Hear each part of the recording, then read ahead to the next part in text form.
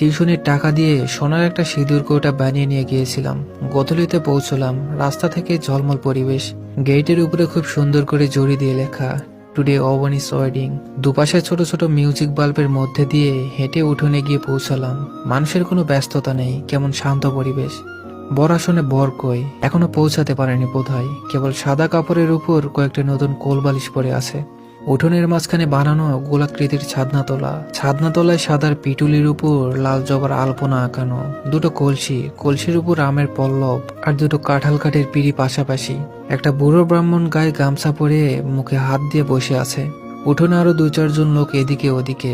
উত্তর দিকে একতলা বড় পাকা বাড়ি, অনেকগুলো রুম। একটা রুমে কিছু মানুষের শোরগোল মনে হলো। একটু এগিয়ে যেতেই মহিলার কান্নার স্বর শুনতে পেলাম। কান্না করছে আর বলছে, অবনী রে, তুই কোথায় গেলি মা? আমি দরজা দিয়ে ঢুকতেই একজন বলল, এই বোধহয় সেই ছেলেটা। দেখলাম অবনী শুয়ে আছে মেহগনির